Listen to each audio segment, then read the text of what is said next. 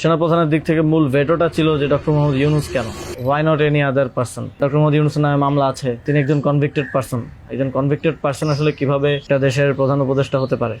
আওয়ামী লীগ একটা লোককে একেবারেই দেখতে পারছে না, এবং বাংলাদেশে তো আলটিমেটলি 30-40% পিপল আওয়ামী লীগকে সাপোর্ট করে। এই 30-40% পিপলের মতামতের বিরুদ্ধে গিয়ে একটা লোককে প্রধান উপদেষ্টা করা উচিত? সেনাপ্রধান লাস্ট আমাদেরকে বলেছিল যে আমি বুকে পাথর চাপা দিয়ে এই সিদ্ধান্তটা মেনে নিচ্ছি। আমাদের এই দীর্ঘমেয়াদী পরিকল্পনাটা করতে হতো যে যখন থেকে আমরা ফার্ম ছিলাম যে শেখ হাসিনাকে চলে যেতে হবে, তারপরে কি হবে? আমরা তো আর শেখ হাসিনা চলে যাওয়ার পরে দেশটাকে ছেড়ে দিতে পারি না। তো এই জায়গা থেকে আমরা দেখা যায় যে এই চিন্তাটা আস্তে আস্তে আসতে থাকে, কিন্তু ওই সময়টাতে আসলে এটা বিশ্বাস করাও কঠিন ছিল যে 5 তারিখের মধ্যেই হয়তো হয়ে যাবে। আমাদের তো এমনকি সশস্ত্র অভ্যুত্থানের প্রস্তুতিও ছিল। 5 তারিখ যদি আমরা সফল না হতাম, হয়তো আমরা অস্ত্র তুলে নেওয়ার ঘোষণা দিতাম, এবং নাইট বাই ভিডিও বার তো রেডি রেখেছিল, আমিও কি ঘোষণা দিব সেটাও রেডি ছিল। তবে এর আগে আমরা এটা অনুভব করি যে পরবর্তীতে আমরা আসলে দেশটার আসলে কি হবে শেখ হাসিনা চলে যাওয়ার পরে।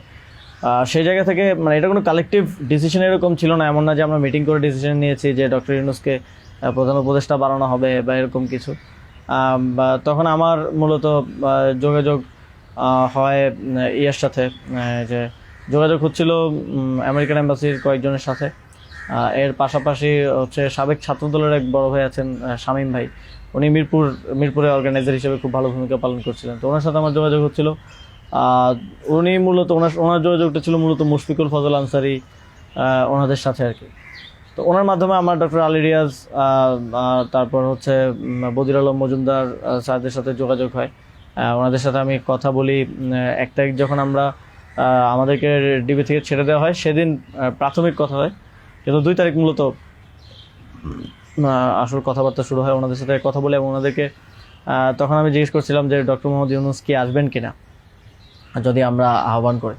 তো সবার একটা কমন কথা ছিল উনি আসবেন না, কারণ ওনাকে এর আগেও তো অনেকবার চেষ্টা হয়েছে আহ্বান করার। ওই 24 নির্বাচনের আগেও একটা আলোচনা ছিল, এবং এর আগেও 19 সালের দিকে একটা আলোচনা ছিল। এর আগেও যখন তত্ত্বাবধায়ক সরকার ছিল তখনও ওনাকে আনার চেষ্টা করা হয়েছিল, বাট উনি সবসময় পলিটিক্যালি থেকে রিফিউজ করেছেন, দূরে থাকতে চেয়েছেন। তো আলী রিয়াজ স্যারও আমাকে বললেন, বদিউল আলম মজুমদার স্যারও বললেন যে উনি আসবেন না। আরও যাদের সাথে কথা হচ্ছিল উনি রাজি হবেন না, এই ধরনের একটা কথা ছিল। বাট আমি সরাসরি ওনার সাথেই কথা বলতে চাই, এবং তখন হচ্ছে ওই শামীম ভাই আমাকে ওনার বর্তমান যে এপিএস সাব্বির ভাইয়ের নাম্বার দেন। তো সাব্বির ভাইয়ের সাথে যোগাযোগ করার পর সাব্বির ভাই আমাকে বলেন যে আমি তো স্যারের সাথে নাই। তো স্যারের সাথে মঈন চৌধুরী নামের একজন তখন স্যারের প্রাইভেট সেক্রেটারি হিসেবে কাজ করছিলেন। তো সাব্বির ভাই আমাকে মঈন চৌধুরীর নাম্বার দেন। মঈন চৌধুরীর সাথে আমি যোগাযোগ করি 2 তারিখ কি 3 তারিখ হবে, এবং ওনার সাথে আমার কথা হয়। এবং উনি তখন বলছিলেন যে স্যারের একটা ছোটো সার্জারি আছে। স্যার তখন ফ্রান্সে ছিলেন। তো সার্জারি আছে, এবং পরবর্তীতে আমি ওনাকে মেসেজগুলো ক্লিয়ার করার চেষ্টা করি যে আমরা চাচ্ছি এমনটা। তো উনি স্যারের সাথে কথা বলেন। স্যার আমাদেরকে পরে একটা মেসেজ পাঠান যে তোমরা যেটা করতেছো আমি তোমাদের সাথে আছি আর কি। এটা হচ্ছে 2 তারিখের দিকে স্যার একটা মেসেজ আমাদেরকে পাঠান থ্রু মঈন চৌধুরী, কিন্তু তখনও কথা হয়নি। স্যারের সাথে আমার প্রথম কথা হয় হচ্ছে, মানে আমি বারবার ইনসিস্ট করছিলাম সরাসরি কথা বলতে, কারণ সবাই অনুৎসাহিত করতেছে যে স্যার আসবেন না, আদার অপশনস দেখার জন্য, প্রধান উপদেষ্টা হিসেবে অন্য কাউকে দেখার জন্য অনেক নামও আসতেছিল, অনেক নামও সাজেশন আসতেছিল। কিন্তু আমার চিন্তাটা ছিল যে আমাদের যে অর্থনৈতিক ভঙ্গুর পরিস্থিতি, তারপরে একটা বিশেষ পরিস্থিতিতে আমরা সরকার গঠন করলে সেটার জাতীয় আন্তর্জাতিক যেই স্বীকৃতির ব্যাপার আছে, এগুলো আসলে ডক্টর মোহাম্মদ ইউনূস ছাড়া পসিবল হবে না। তো সেই জায়গা থেকে আমি বারবার যোগাযোগ করার চেষ্টা করি। পরে মঈন চৌধুরী স্যারের সাথে আমাকে কথা বলিয়ে দেন। সম্ভবত ওনার নাম্বার থেকেই প্রথম কথা বলা হয়, এবং স্যারকে আমি অ্যাপ্রোচ করার পরে স্যার আমাকে বললেন যে আমি হচ্ছে তোমরা অন্য কাউকে ভাবো। এটা সম্ভবত 3 তারিখ। স্যার বললেন যে, এবং স্যার কয়েকজনের নামও বললেন যে তোমরা ওনাদেরকে ভাবতে পারো। এর মধ্যে 2-1 জন আমাদের উপদেষ্টা পরিষদেও আছে এখন। স্যার বলেন যে আমার লাইফটা তো ডিফারেন্ট, আমি ওইখান থেকে আসবো কিনা। এবং উনি বলেন যে তাহলে, আমি যখন বললাম যে স্যার আপনাকে ছাড়া হবে না, আপনাকে আসতেই হবে, তখন উনি বললেন যে আমি ভেবে দেখি, তোমরাও ভাবো, যদি আদার কোনো বেটার অপশন পাওয়া যায় তাহলে তোমরা ভাবো, আর আমিও ভেবে তোমাদেরকে জানাবো। তো 3 তারিখ তো অনেক কিছু আনসার্টেন ছিল, এক দফা শুধু ঘোষণা হয়েছে, কবে পতন হবে, কবে আসবে, এটা আনসার্টেন ছিল। আমার মনে হয় এটাও ডিসিশন নেওয়ার ক্ষেত্রে একটা বাধা ছিল সে সময়। কিন্তু আমি যথেষ্ট, আমার মনে হচ্ছিল যে উনি ডিনাই করলেও he is to some extent positive, মানে যেটা বাকিদের থেকে আসতেছে যে একেবারেই আসবে না এরকম। আসিফ স্যারও বলতেছিল যে আসবে না স্যার, রাজি হবে না। তো আবার আমার মনে হচ্ছিল যে এই লোকগুলো তো সবাই স্যারকে পার্সোনালি চেনে, তো ওনারা বলতেছে, কিন্তু আমরা ইনসিস্ট করি, আমি ইনসিস্ট করি, এবং আমি তখন আসলে বাকিদেরকে জানিয়ে রাখছিলাম যে আমার স্যারের সাথে যোগাযোগ হচ্ছে। তখন এটা কোনো কালেকটিভ ডিসিশন ছিল না যে ওনাকে আমরা প্রধান উপদেষ্টা করব। আমি নাহিদ ভাই, মাহফুজ ভাইদেরকে জানিয়ে রাখি যে আমার ওনার সাথে যোগাযোগ হচ্ছে, দেখি এটা কোথায় যায়। আর সবার কাছেই তো তখন সময়টা আনসার্টেন ছিল যে কখন পতন হবে, কখন সরকার হবে। এটা অনেক ফার সাইটেড আসলে বিষয় ছিল ওই সময়টাতে, কারণ আমাদের মনে হচ্ছিল না যে 5ই আগস্ট পতন হবে, আমাদের মনে হচ্ছিল যে আরও হয়তো দীর্ঘ সময় আমাদের লড়াই করতে হতে পারে। ইভেন সব ধরনের সম্ভাবনাই ছিল, এটা একটা গৃহযুদ্ধের দিকে যাওয়ার পরিস্থিতিও ছিল ওই সময়টাতে। তো পরবর্তীতে যখন এরপরও স্যারের সাথে আমার কমিউনিকেশন, স্যারের টিমের সাথে কমিউনিকেশন চলছিল। 5 তারিখ মূলত স্যারের সাথে আবার কথা হয়। মঈন চৌধুরীর সাথে রেগুলারই কথা হচ্ছিল, প্রতিদিন 2-3 বার কলে কথা বলছিলাম। 5 তারিখ স্যার যখন সার্জারিতে ঢুকবেন, ঢোকার আগে হচ্ছে কথা হয়, যখন শেখ হাসিনা পালিয়ে গেল সন্ধ্যায় আমরা চ্যানেল 24-এর অফিসে। তখন আমি স্যারের সাথে কথা বলতে চাই যে এখন তো পতন হয়ে গেছে, এখন একটা ডিসিশনে আসতে হবে। তো তখন মঈন ভাই স্যারের সাথে আমাদেরকে কলে যুক্ত করেন। তো চ্যানেল 24 অফিসেই নাহিদ ভাই আর আমি আমার ফোন থেকে লাউডস্পিকারে স্যারের সাথে কথা বলি। তো স্যারকে আমরা বলি যে স্যার এখন একটা ডিসিশন আসতে হবে, আর স্যারও সার্জারিতে চলে যাচ্ছিলেন তারপরে ডিসিশন দেওয়াটা। তো স্যার এক ধরনের তখন মনোসম্মতি দিলেন যে আমি আসব। আর এর মাঝে তো 2 দিন স্যারও আলোচনা করেছেন বিভিন্ন পর্যায়ে, আমি আসবো, তবে বিস্তারিত কথা বলার আগে তোমরা কোথাও এটা অ্যানাউন্স করো না আর কি। তো এই আলোচনাটা হওয়ার পরে আমরা, অনেকগুলো বিষয় ছিল ডিসকাস করার মতো, আলোচনাটা হওয়ার পরে আমরা চ্যানেল 24-এর অফিসে প্রেস ব্রিফিংটা করি সেদিন রাতে, এবং সরকারের রূপরেখাটা কী হবে সেখানে ঘোষণা করি, একটা অন্তর্বর্তীকালীন জাতীয় সরকার ঘোষণার কথা বলি। এছাড়াও আরও রূপরেখাগুলো বলি যে রাজনৈতিক অংশগ্রহণ, তারপর সিভিল সোসাইটি, তারপরে অভ্যুত্থানের নেতৃত্বের অংশগ্রহণ, এই পলিসিগুলো আমরা সেখানে ঘোষণা করি। স্যারের নামটা ঘোষণা করা হয়নি। সেদিন রাতে স্যারের সাথে আবার চূড়ান্ত কথা হয়, রাতের আনুমানিক 12:30 থেকে 2টা-2:30 পর্যন্ত প্রায় 2 ঘন্টা স্যারের সাথে নাহিদ ভাই আর আমার কলে কথা হয়, এবং সেখানে আমরা বিস্তারিত বিভিন্ন বিষয়গুলো আলোচনা করি, এবং স্যারের কিছু কনসার্ন ছিল সেগুলো আমরা ডিসকাস করি যে এটা আবার 1-11 মতো একটা সরকার হবে কিনা, মানে আমরা ক্ষমতায় বসবো কিন্তু পেছন থেকে আর্মি আমাদেরকে চালাবে কিনা, অথবা অন্য কেউ আমাদেরকে ডিক্টেট করবে কিনা। স্যারের কনসার্ন ছিল এটা, স্যারের কনসার্ন ছিল যে আমি আসলে আমাকেই স্বাধীনতাটা দিতে হবে, আমি আসলে এটা। অ্যান্টিব্যাকটেরিয়াল অ্যাডিটিভ যুক্ত সেরা ওয়াটার ট্যাঙ্ক বিশুদ্ধ পানিতে ব্যাকটেরিয়া জন্মাতে দেয় না। আর্মি রান করবে কিংবা পেছন থেকে কেউ রান করবে, এটা হলে আমি আসবো না। তো আমরা স্যারকে বলেছি যে আমাদের পজিশনে এটাই, যে গভর্নমেন্ট যদি আমরা ফর্ম করি, গভর্নমেন্ট স্বাধীনভাবে কাজ করতে হবে, এবং এখানে সেনাবাহিনী কিংবা অন্য কোনো অথরিটি যদি হস্তক্ষেপ করতে চায়, সেক্ষেত্রে আমরা মাঠ থেকে সেটাকে চ্যালেঞ্জ করবো আর কি। তো এই ধরনের একটা নিশ্চয়তা স্যারকে আমরা দিই আমাদের এন্ড থেকে।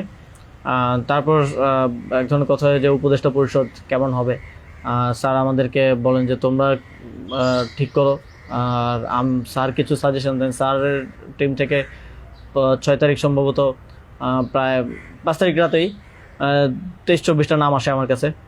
তো ওই নামগুলোর সাথে আমরা যে নামগুলো ঠিক করি প্রায় কমন ছিল অনেকগুলো।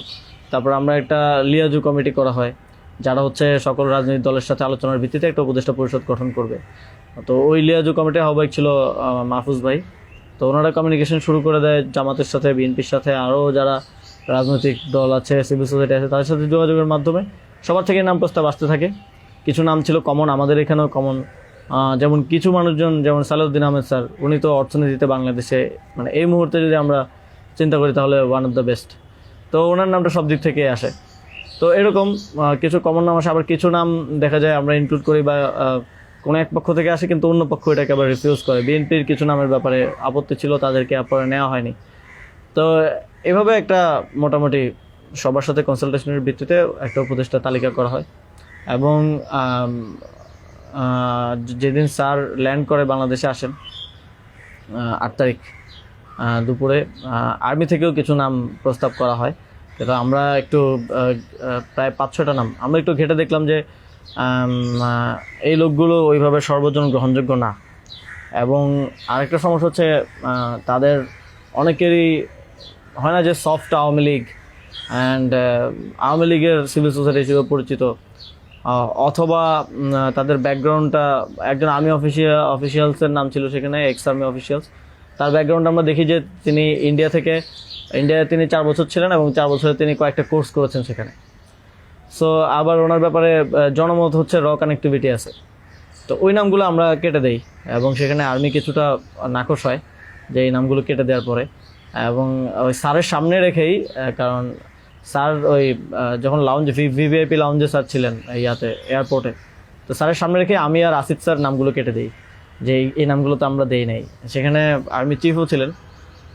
তো আমাদের ইয়েটা ছিল এটাই যে আগের রাতে আমরা যেটা কথা বললাম যে এই উপদেষ্টা পরিষদে যদি আর্মির লোকজনই বেশি থাকে তাহলে তো এটা দিন শেষে আর্মি ব্যাগড আবার 111 টাইপ গভর্নমেন্টই হচ্ছে। সেই জায়গা থেকে আমরা এই নামগুলো নিতে চাইনি। তবে সেখানে আমরাও যুক্তি দিয়েছি যে কারণ সবার প্রোফাইলটা যখন আমরা একটু ঘাটাঘাটি করেছি দেখেছি সবারই কোনো না কোনো প্রবলেমেটিক এলিমেন্ট সেখানে আছে। হয় তার র কানেক্টিভিটি হিসেবে জনমত আছে, মানুষের মধ্যে গুঞ্জন আছে, অথবা তার আওয়ামী লীগের সিভিল সোসাইটি হিসেবে পরিচিতি আছে। তো এই ধরনের একটা বিষয় ছিল ওই 5-6টা নামের মধ্যে, যে কারণে আমরা সবগুলো নামই প্রায় কেটে দিয়ে শুধু একটা নাম আমরা রেখেছিলাম সিএসটি উপদেষ্টা যিনি আছেন। কারণ আমাদের কাছে মনে হচ্ছে ওইটা সেন্সিটিভ জায়গা এবং দেশের এরকম একটা ট্রানজিশন টার্মাল সিচুয়েশনে যেহেতু আর্মি পুরোপুরি আমাদের পার্বত্য অঞ্চলের সমস্যাগুলো ডিল করে, তো সেখানে তাদের কথাটা রাখা উচিত। সেই জায়গা থেকে ওনার নামটা আমরা রাখি, শুধু আর্মির প্রপোজাল থেকে বাকিগুলো কেটে দেওয়া হয়। তো এভাবেই একটা এবং এছাড়াও আরেকটা ইয়ে ছিল যে 6 তারিখ আর্মির সাথে আমাদের একটা বৈঠক হয়, 3 বাহিনী প্রধান তারপর রাষ্ট্রপতি, প্রায় 4 ঘন্টার একটা বৈঠক হয়। যেটার মূল কথাটা ছিল যে সেনাপ্রধানের দিক থেকে মূল ভেটোটা ছিল যে ডক্টর মোহাম্মদ ইউনূস কেন, why not any other person. তো আমরা আমাদের জায়গায় অ্যাডামেন্ট ছিলাম, বিকজ আমরা তো 5 তারিখ রাতেই ঘোষণা দিয়ে দিয়েছি যে doctor Mohammad Yunus will be the chief adviser of the next interim government. এবং সেটা এক ধরনের বৈপ্লবিক কায়দায় আমরা ভিডিও বার্তা দিয়ে ঘোষণা দিয়ে দিয়েছি, আমরা কোনো নিয়মের কিংবা সংবিধানের তোয়াক্কা সে সময়টাই করে নেই। কিন্তু উনি বারবার বলার চেষ্টা করছিলেন যে ডক্টর মোহাম্মদ ইউনূসের নামে মামলা আছে, তিনি একজন কনভিক্টেড পারসন। একজন কনভিক্টেড পারসন আসলে কিভাবে হতে পারে, একটা দেশের প্রধান উপদেষ্টা হতে পারে।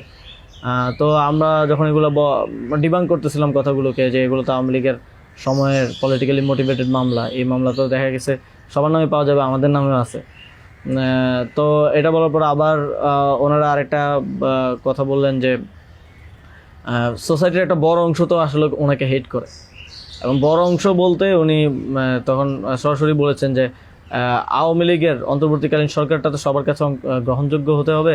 এখন আওয়ামী লীগ তো ডক্টর মোহাম্মদ ইউনূসকে 2 চোখে দেখতে পারে না, একদম অপছন্দ করে। তো এখন এই আওয়ামী লীগ একটা লোককে একেবারেই দেখতে পারছে না, এবং বাংলাদেশে তো আলটিমেটলি 30-40% পিপল আওয়ামী লীগকে সাপোর্ট করে। এই 30-40% পিপলের মতামতের বিরুদ্ধে গিয়ে একটা লোককে প্রধান উপদেষ্টা করা উচিত। তো আমরা তখন বললাম আওয়ামী লীগ এমন কিছু না যেটা নিয়ে এখন আমাদের কনসার্ন হওয়া উচিত। আওয়ামী লীগকে আমরা পরাজিত করেই এই প্ল্যাটফর্মে আসছি, এখানে আমরা বসছি। আওয়ামী লীগ কি চাইলেও না চলে এটা এখন আর ম্যাটার করে না কোনোভাবেই। কিন্তু উনি বারবার এই কথাটা ঘুরে ফিরে বলতেছিলেন যে এই সরকার তো একটা নির্বাচন আয়োজন করবে, এই জন্য বিএনপি আওয়ামী লীগ সবার কাছে এই সরকারের গ্রহণযোগ্যতা থাকা প্রয়োজন। আওয়ামী লীগ তো ডক্টর মোহাম্মদ ইউনূসকে একেবারেই দেখতে পারে না, ওনাকে আওয়ামী লীগ মেনে নেবে না উনি আসলে। কিন্তু আমাদের কথা ছিল যে আওয়ামী লীগ তো এখন আর এই মুহূর্তে ডিসিশন মেকিংয়ে আওয়ামী লীগ ম্যাটার করে না। একটা গণহত্যা ঘটনার পরে সে কি ভাবলো বা তার কি পজিশন, দ্যাট ডাজন্ট ম্যাটার। আর এরপরও ওনারা নানা ধরনের যুক্তি দিতে পারে এবং শেষে 4 ঘন্টা এই বিষয়ের উপরে ডিসকাশন হয়। 4 ঘন্টা আধা ঘন্টা হয়তো অন্যান্য ইস্যুস নিয়ে ডিসকাস হয়েছিল, বাট 4 ঘন্টা প্রায় 3.5 ঘন্টা এই ইস্যু নিয়ে ডিসকাস হয়। তো এখানে আসছিলাম আমি, নাহিদ ভাই, মাহফুজ ভাই আর নাসির ভাই। আর বাকি আমাদের সাথে যারা ছিল তারা বাইরে অপেক্ষা করছিল। আসিফ স্যার ছিল, তারপরে তানজিমুদ্দিন স্যারও ছিল, আরও সমন্বয়িকা ছিলেন আরও 10-12 জন, সবাই বাইরে অপেক্ষা করছিল আর কি এই 4 ঘন্টা। তো তারা বারবার 2বার হচ্ছে বিরতি দিয়ে আমাদেরকে আবার ভাবতে বলে আবার চলে যেত, আবার এসে আবারও একই জায়গা থেকে কথা শুরু করতো। মানে আমরা বুঝতে পারছিলাম যে ডক্টর মোহাম্মদ ইউনূসকে এখানে এস্টাবলিশমেন্ট কোনোভাবেই চাচ্ছে না। আর আমাদের কথা ছিল আমরা ঘোষণা দিয়ে দিছি এবং আমরা এক ধরনের হুমকি সুরে সেখানে বলি যে যদি এটা রাষ্ট্রীয়ভাবে না হয়, যদি রাষ্ট্রপতি ঘোষণা না দেয় ডক্টর মোহাম্মদ ইউনূসকে প্রধান উপদেষ্টা হিসেবে, তাহলেও আমাদের কিছু যায় আসে না, কারণ আমরা অলরেডি ঘোষণা দিয়ে দিয়েছি। আমরা আমাদের তৈরি করা উপদেষ্টা পরিষদ নিয়ে শহীদ মিনারে গিয়ে শপথ নিব। এই হুমকিটা দেওয়ার পরে তারা একটু মানে নড়েচড়ে বসে এবং তারা গিয়ে রাষ্ট্রপতির সাথে ডিসকাস করে আসে। এবং সেনাপ্রধান লাস্ট আমার মনে পড়ে আমাদেরকে বলেছিল যে আমি বুকে পাথর চাপা দিয়ে এই সিদ্ধান্তটা মেনে নিচ্ছি। এবং তো আমাদের জায়গাটা ছিল খুবই রিজিড যে ডক্টর মোহাম্মদ ইউনূসকে না আনতে পারলে এখানে একটা শক্ত সরকার গঠন করা পসিবল হবে না। এবং আর্মির যেই মোটিভেশন ছিল, এটা আবার 1-11-র মতো একটা সরকার গঠন করার তাদের মোটিভেশন ছিল। যখন তারা নামগুলো দেয়, 6টা-7টা উপদেষ্টার নাম দেয়, তখন এটা বোঝা যায় এবং ডিকটেট করার এক ধরনের। তো আমরা যদি এখানে অন্য কাউকে নেই যার পার্সোনালিটি এত স্ট্রং না, তাহলে আলটিমেটলি আমরা আসলে অন্য কারো দ্বারাই পরিচালিত হব, ড্রিভেন হব। এই সরকারটা আত্মনির্ভরশীল একটা স্বতন্ত্র সরকার হতে পারবে না।